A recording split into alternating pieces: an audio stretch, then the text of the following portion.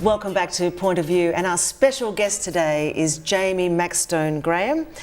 And many of us may be familiar with Jamie as a former representative of the people, as a Member of Parliament, but he recently came to my attention through his outstanding initiative to open a restaurant in Port Moresby with a village-style kitchen. It's at Wellness Lodge in East Baroque, and it's the story behind this move to open that kitchen that Jamie's going to share with us. Jamie, you're looking fit and younger than your years today, but it hasn't always been that way, has it? No, certainly not. I went through experience where I'd say I would have died if I hadn't changed direction. I was rushed to the hospital with chest pain. I was extremely obese, 165 kilograms.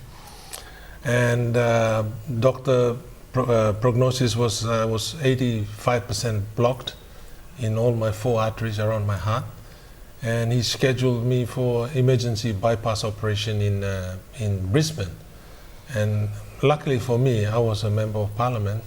I just won the election in 2004, and this happened in 2005. Actually, I'm the only Member of Parliament who got into Parliament really big, overweight, and lost election. Lost weight. Lost election. Normally it happens the other way around. Yeah. They go in looking trim and then they go somehow gain weight. Yes, that's hilarious. Well, that you know, the thought of bypass frightened me because my best friend in Hagen boasted about his bypass operation, and he always, you know, his sociable character. Every time says, "Hey, Wally, you're looking really fit and healthy. You lost weight."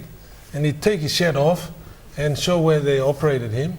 And he said, "That's the best thing that happened to me." And we all believed him for a while. But 3 years later, he died of a heart attack. You know, the bypass supposed to save him and prevent heart disease.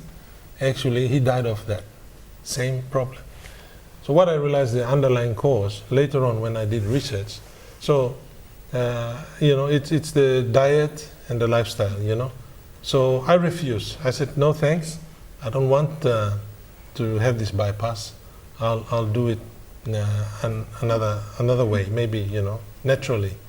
And the doctor said, "You cannot do it naturally. You cannot go on strict diet. You're a Member of Parliament. The people need you in Parliament. You should go for the bypass. Don't be scared. Don't be scared." I said, "No, thank you. No, thank you." So I got on the internet, Googled, and got Dr. Dean Onish, Dr. Cadwell Esseltine, and Dr. Neil Barnard. They're reversing heart disease, blocked arteries around the heart for the last 17 years. And they've already saved 300,000 people. So I bought their books, followed the program, and I unblocked my heart. In 2 years, I lost 60 kilograms, and I unblocked my blocked arteries, and I'm able to play rugby touch, do many, many things. Wow. It's almost like you were a dead man walking and now you've come back to life. Oh, yes. Yeah, so we will talk about what you actually did. You lost an extraordinary amount of weight, but what were you doing before that led to that condition? Well, Tania, I was living that high life. I was executive chairman of Edarano, a big boss of Edarano. And then government also appointed me as special administrator to NCDC, because, you know, they suspended the governor at that time. And I was, you know, stressful, very stressful positions, but very high powered. And I was attending lots of functions after functions and eating all this, you know, bad food and no time for exercise.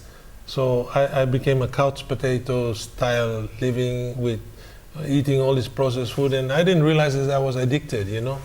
I had food addiction problems. So this is what, and the stress, like we begin our discussion with, you know, comfort eating. Comfort eating is all about stress. When you're stressed, you know, you tend to do something, whether you smoke or drink coffee or other people like to eat their favorite food to give them a bit of a, relief from that stress.